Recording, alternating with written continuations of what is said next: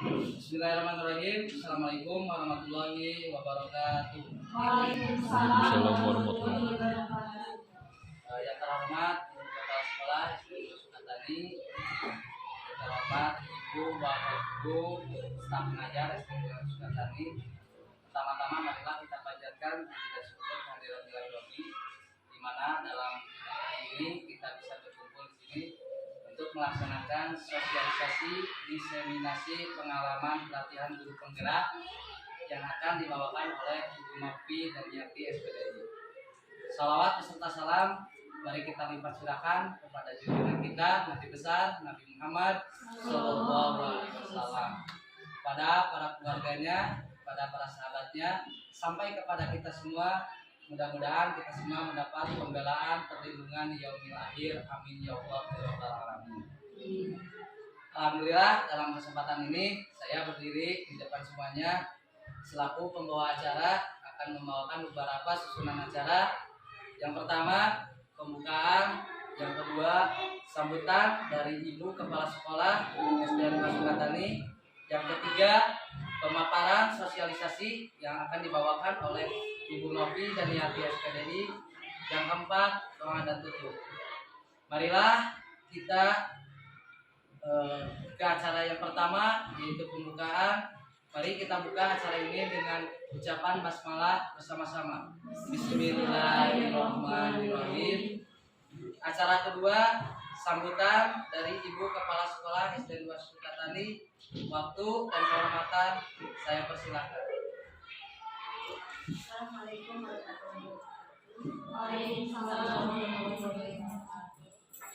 Alhamdulillah dengan diterima para peserta CDP dan calon guru penggerak Ibu Novi tadi sosialisasi nyata diseminasi pengalaman pelatihan guru penggerak. Mudah-mudahan memotivasi kalau guru-guru sedayana sareng biasa meningkatkan ilmunya kalau barangkali di kelas ini sampai kelas 6 khususnya SD 2 Sukatani, ibu guruna anu atas CGP nya biasa lebih panginten anu tadina kurang aktif barangkali jadi ada perubahan, ada peningkatan. Mudah-mudahan guru-guru anu salajengna oge mengikuti karena guru penggeraknya, calon guru penggerak mengikuti program pemerintah anu diselenggarakan di tahun-tahun lainnya. Nyata ayat CGP peningkatannya nyata dibantu Ibu Novi peningkatan atas giringan sabaraha sasi tamu saya itu penginten ibu banyak nganuntun ke Ibu Novi mangga sosialisasi tentang guru-guru sedayana. Assalamualaikum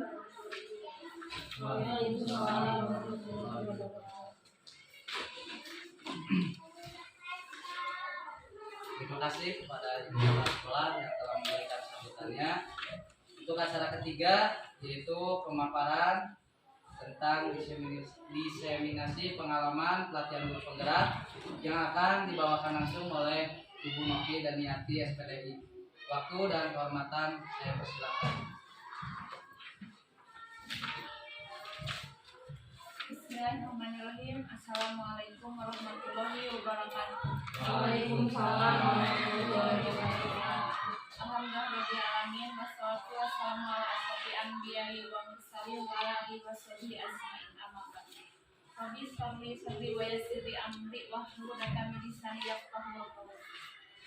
Ibu kepala yang saya hormati, Ibu Bapak Guru yang saya hormati, alhamdulillah pada saat ini kita bisa berkumpul dan saya berterima kasih sekali karena Ibu dan Bapak menyempatkan waktu untuk saya. Di sini saya untuk memenuhi tugas dari CGP, yaitu tugas dari modul 1.3 aksi nyata, yaitu dalam budaya positif. Di sini saya akan memaparkan materi materi dari pengalaman beberapa bulan belakang. Saya telah mengikuti latihan CGP dan materi-materinya saya diwajibkan untuk memaparkan kepada rekan-rekan semua untuk dilaksanakan di sekolah. Mari Bapak dan Ibu, mari kita bersama-sama kita laksanakan di sekolah. Dan sebelum itu saya akan memaparkan dulu materi-materinya. Di sini yang saya akan paparkan yaitu diseminasi pengalaman pelatihan guru penggerak yang kemarin ya. Kemarin itu dalam pelatihan ya ada alur pelatihan merdeka. Jadi merdeka itu ada arti-artinya, ada singkatan-singkatannya ya. M merdeka, M-nya itu mulai dari diri ya. Dimana di sini berisi tentang pemahaman awal tentang materi, refleksi diri dan harapan, dan ekspektasi berkaitan dengan materi yang dibahas pada modul. Ya, di samping itu mulai dari diri, mulai dari awal dulu ya. Yang kedua E-nya merdeka, yang kedua E-nya eksplorasi konsep. Di sana dalam eksplorasi konsep berisi tentang pendalaman materi modul yang terbagi menjadi sub-sub materi yang masing-masing sub harus dipahami dengan memberikan informasi atau pandangan ya, atau bahkan penerapan terkait materi di subnya. Yang ketiga dalam pelatihan itu ada L, yaitu ruang kolaborasi, di mana kemarin waktu pelatihan saya ada ruang kolaborasi. Pada saat ini kami harus mencurahkan pemahaman konsep melalui kerja kelompok, presentasi, dan mengunggah hasilnya pada laman LMS. Jadi adanya Zoom ya, jadi di sana kami berdiskusi. Yang D-nya yaitu demonstrasi konseptual, di mana kami harus mempraktikkan pemahaman konsep yang telah dipelajari secara kontekstual di lingkungan ya. Di sana kami harus mengabdikan diri. Selanjutnya hasil dari demonstrasi ini harus kami dokumentasikan video atau Google Drive dan linknya ditempel pada LMS. Selanjutnya E, ada elaborasi pemahaman. Pada tahapan ini kami kembali melakukan pertemuan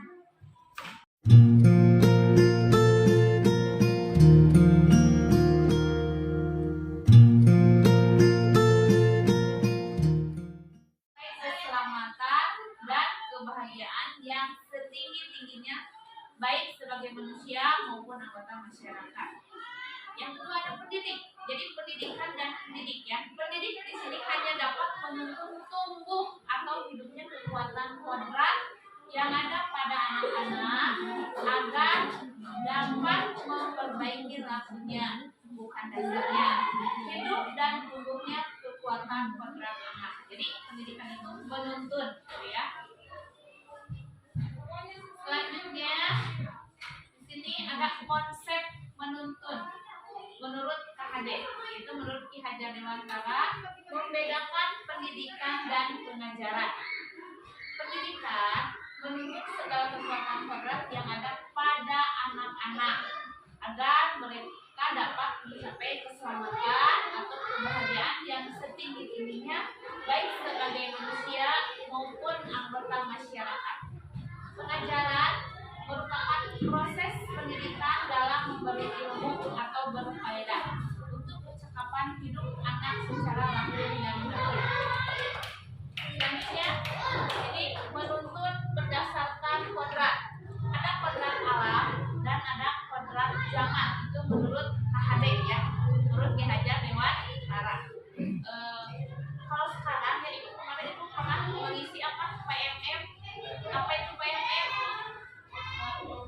Platform Merdeka Mengajar ya.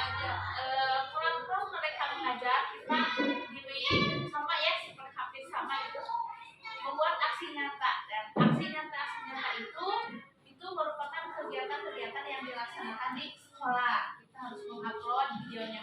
Sampai di mana itu sudah menguploadnya? Sudah ada di grup ya. Nah, di mana di sana berkaitan dengan profil pelajar Ki Hajar Dewantara. Profil Ki Hajar Dewantara itu ada 6. 1, beriman dan bertakwa kepada Tuhan Yang Maha Esa. 2, mandiri. 3, bergotong royong. 4, berkebinekaan global. 5, 5. Bernalar kritis dan 6. Kreatif. Jadi sekarang Bapak Ibu harus tahu gitu ya. Di sini menuntun berdasarkan kodrat. Ada kodrat alam dan ada kodrat zaman. Kodrat alam dapat dimaknai potensi anak dalam konteks sosial budaya. Jadi murid sesuai dengan tempat di mana mereka berada, itu kodrat alam. Ya, ada pada alamnya ya, pada masing-masingnya. Yang kedua ada kodrat zaman. Maksudnya di sini kodrat zaman itu dapat dimaknai memberikan pembelajaran yang selaras dengan kemajuan zaman. Pendidikan saat ini menekankan pada kemampuan anak untuk memiliki keterampilan abad ke-21. Jadi anak itu sekarang dituntut untuk dalam pembelajaran itu mengikuti zaman. Jadi zaman sekarang harus apa? Pembelajaran itu adanya contohnya teknologi ya. Sekarang teknologi sudah berkembang secara pesat dan anak-anak tidak hanya dengan buku belajarnya. Belajar kita Bapak Ibu guru bisa mengajak anak-anak tersebut dengan beberapa alat ya atau sarana. Dan di sekolah itu sebetulnya harus ada sarana dan prasarana seperti infokus. Kita bisa menampilkan video-video untuk menarik anak ya dalam pembelajaran. Nah, itu merupakan kodrat alam dan kodrat zaman. Untuk selanjutnya, pendidikan berpihak pada anak. Itu menurut KHD, menurut Ki Hajar Dewantara. Yang pertama, pendidikan berhamba pada anak.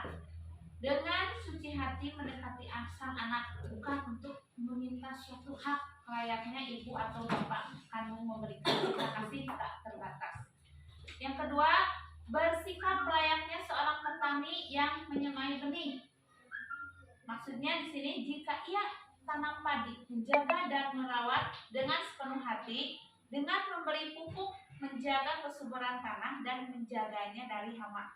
Namun tidak pernah mengharap padi tumbuh menjadi jagung ya. Yang ketiga di sini student contribute, yaitu dalam menggali potensi siswa, seorang guru harus mengakomodasi karakteristik setiap siswa sehingga siswa merasa nyaman dan aman. Jadi maksudnya kita melihat dulu karakter anak nih, harus dibawa kemana kita belajar. Itu yang dimaksud pembelajaran merdeka ya. Jadi kalau dulu pembelajaran itu kan menurut kita, tapi sekarang itu pembelajaran itu melihat anak, karakteristik anak dulu ya. Dan pembelajaran zaman sekarang tentu beda ya ibunya, karena tadi ada kodrat alam, ada kodrat zaman, di mana anak itu harus mengikuti, kita itu mengajarnya kepada anak harus mengikuti zaman ya pada sekarang. Tuh. Selanjutnya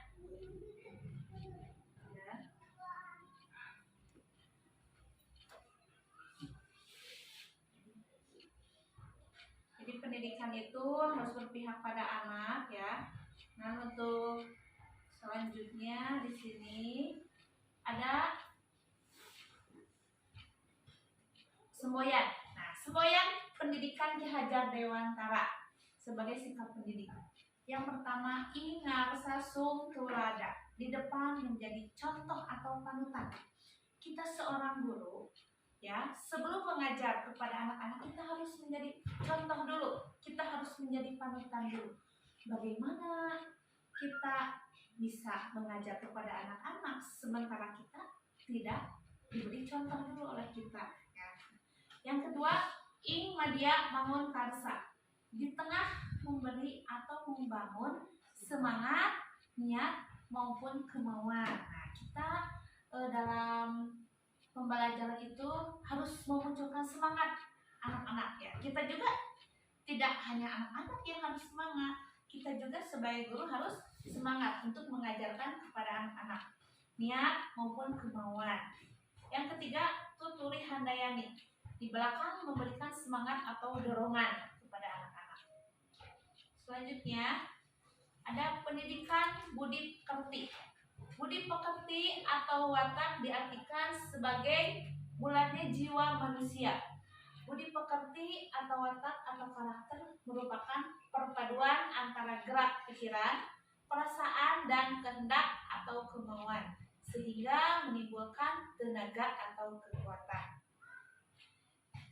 Selanjutnya di sini budi pekerti juga dapat diartikan sebagai perpaduan antara gerak pikiran, perasaan, kehendak atau kemampuan, ya. Juga di sini perpaduan antara cipta kognitif atau karsa yang afektif sehingga menciptakan karya. Karya itu kita sebut psikomotor atau dengan kata lain olah pikir, olah hati dan olah raga. Olah raga itu tadi ya psikomotornya.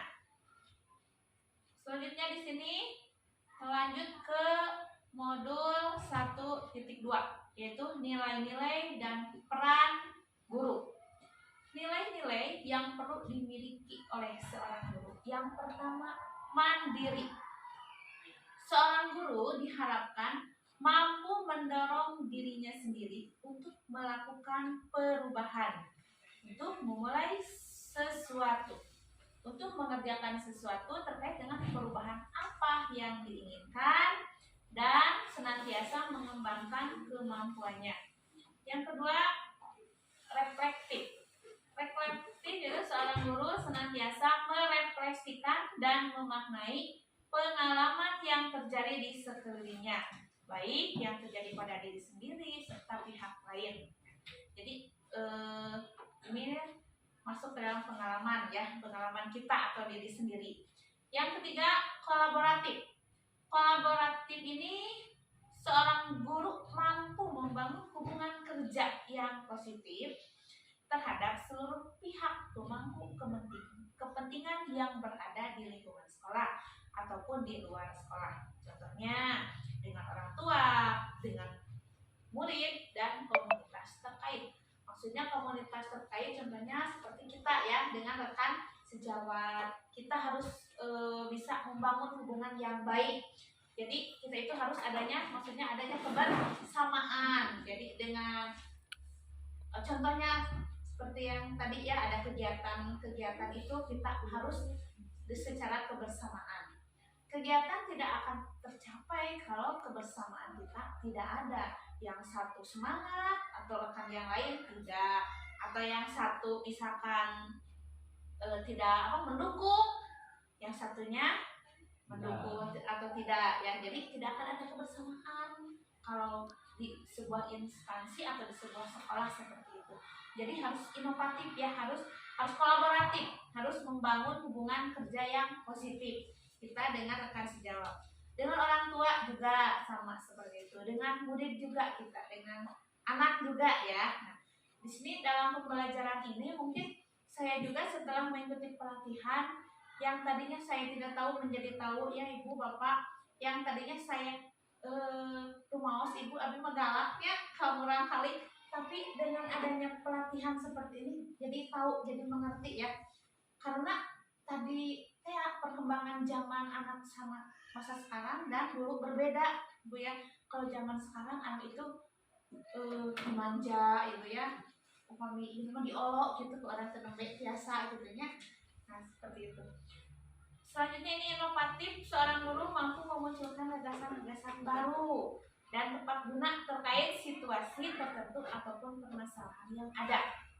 Dan selanjutnya berpihak pada murid. Pendidikan menitik beratkan peserta didik sebagai prioritas utama yang harus dilayani sesuai dengan bakat dan kemampuan alamiah bawaan dalam diri anak. Jadi anak itu jangan dipaksakan ya. Jadi kita lihat dulu kemampuan anak, ini kemampuannya dalam pembelajaran ke sini, ini kemampuan anaknya ke sini, tidak boleh dipaksakan, Ibu ya. Kalau anak mampunya dalam berhitung mungkin itu ya kemampuannya, jadi bawaannya dalam diri sendiri ya. Selanjutnya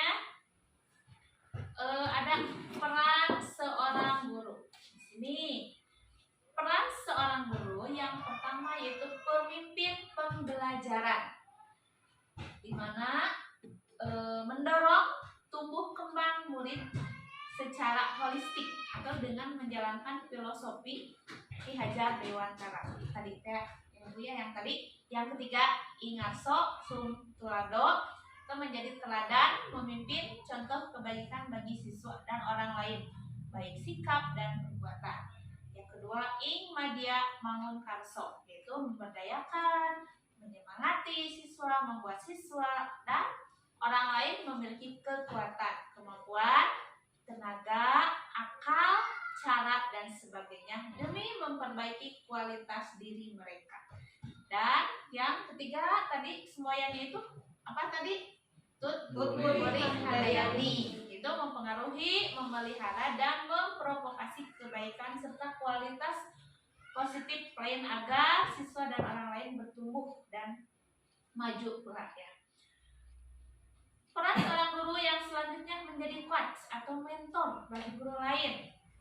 Jadi kita harus bisa mengajak kepada guru yang lain. Misalkan ada seorang guru yang diam saja, kita harus ajak. Ada seorang guru yang tidak aktif, ajak oleh kita. Jadi dalam pembelajaran seperti ini kita harus adanya kebersamaan. Yaitu untuk apa? Untuk meningkatkan kompetensi atau mampu untuk mendeteksi aspek pengembangan sekolah, serta bisa menjadi guru tamu ataupun observer pembelajaran bagi guru yang lain. Selanjutnya, mendorong kolaborasi. Peran seorang guru di sini aktif untuk menjalin kerjasama agar semua unsur dalam pendidikan saling mendukung untuk merancang serta melaksanakan secara matang kegiatan pembelajaran maupun visi dari sekolah. Nah, yang di sini sudah ada kan visi sekolah ya di sini.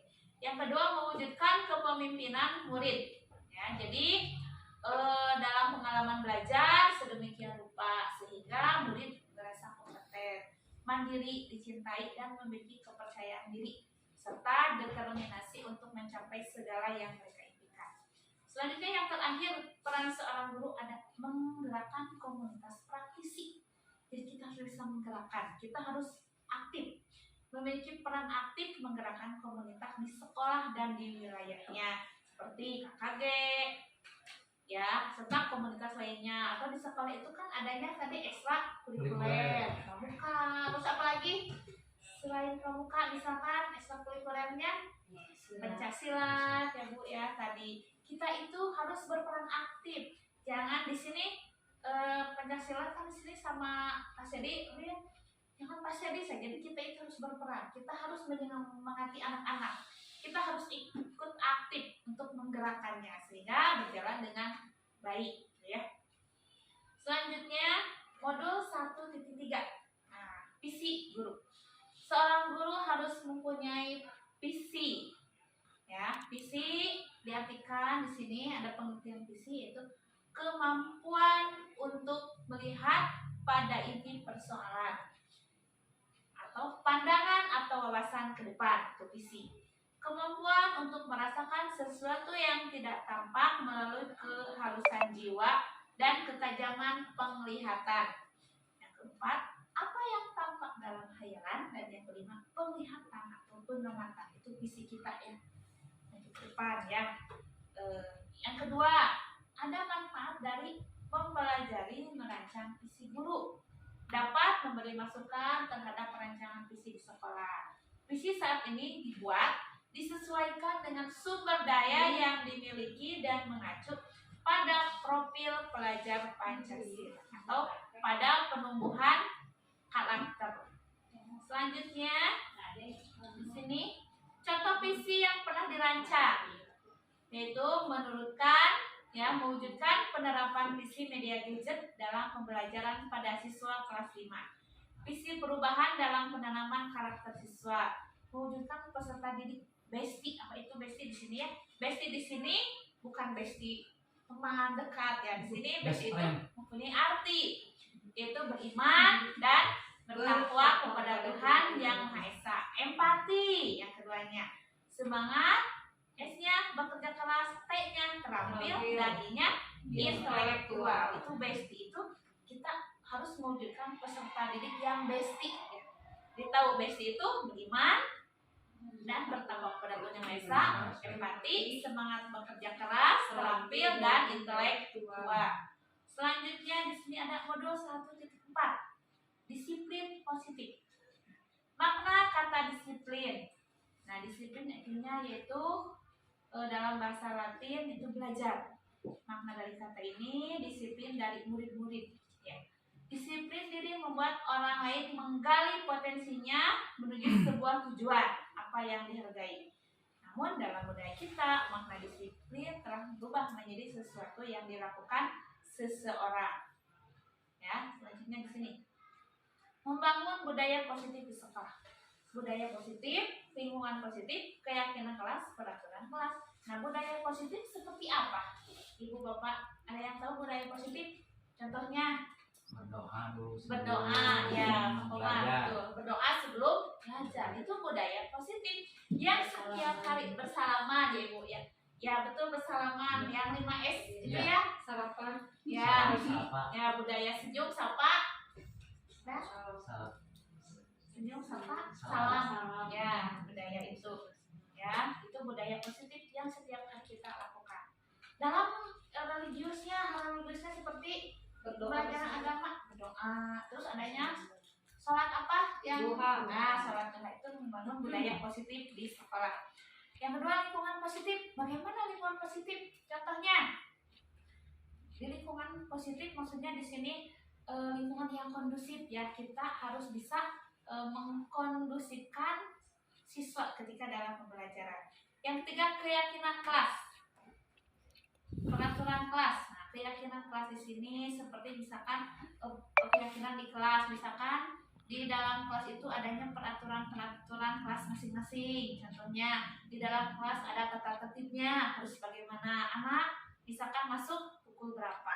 Di dalam kelas misalkan tidak boleh makan dan minum. Di dalam kelas juga misalkan tidak hanya dengan anak, misalkan seorang guru juga di dalam kelas misalkan tidak memegang misalkan HP, atau di dalam kelas juga anak tidak boleh mengobrol dengan temannya. Itu keyakinan kelas. Bersama sini dengan peraturan kelas yaitu. Selanjutnya di sini kaitan dengan nilai-nilai kebijakan universal. Nilai-nilai adalah sifat-sifat positif manusia yang merupakan tujuan yang mulia yang ingin dicapai dari setiap individu. Nah, setiap perilaku perbuatan memiliki tujuan.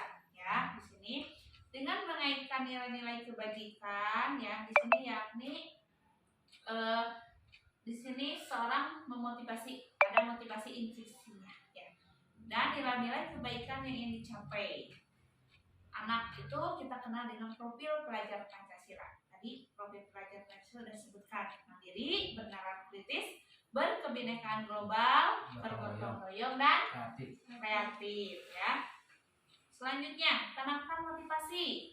Ada motivasi eksternal, ya, di sini untuk menghindari ketidaknyamanan atau hukuman.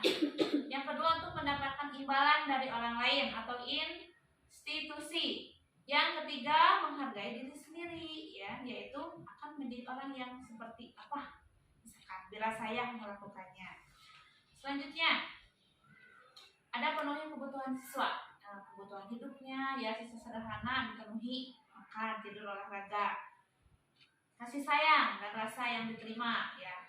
Ketiga, kekuasaan dan penguasaan. Yang keempat, kebebasan, dan yang kelima, kesenangan. Itu penuhi kebutuhan siswa. Yang dimana mungkin kebutuhan itu tidak hanya di sekolah, kasih sayang seperti bisa di rumah, ya, di rumah.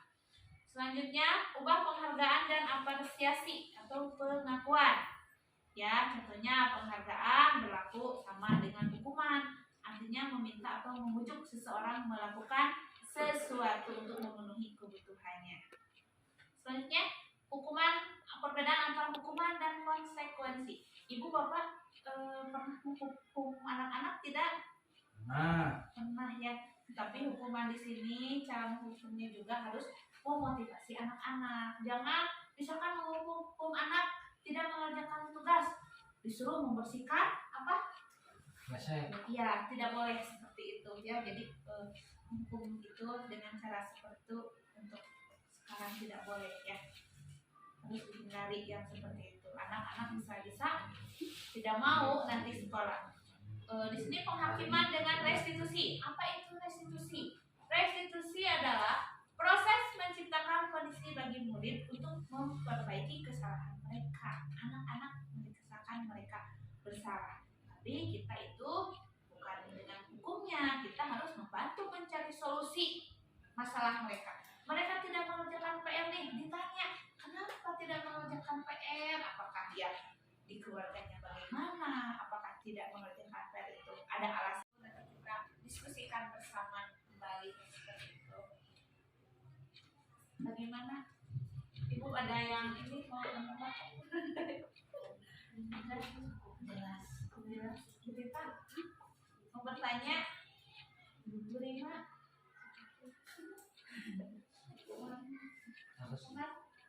Bu Is? Sudah jelas? Sudah jelas? Oh, ya.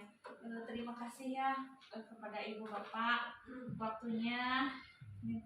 Maaf sekali ya, saya bukan menggurui Ibu Bapak ya, tapi kita bersama-sama saja ya, kita berangkat bersama-sama saja di sini. Bu Is, mungkin pemaparan dari saya sekian. Mudah-mudahan ada banyak manfaatnya ya, ada hikmahnya untuk kita semua. Begitu dari saya ya. Assalamualaikum warahmatullahi wabarakatuh. Waalaikumsalam warahmatullahi wabarakatuh. Terima kasih kepada Ibu Novi Daniati SPDI yang telah memaparkan tentang materi-materi yang dipelajari dalam CGP. Mungkin banyak materi yang barusan memotivasi kita semua. Tadi juga Ibu Kepala Sekolah memberikan amanatnya bagi rekan-rekan semua untuk mengikuti CGP untuk tahun kedepannya. Alhamdulillah untuk sosialisasi dari awal sampai akhir beres. Mari kita tutup acara ini.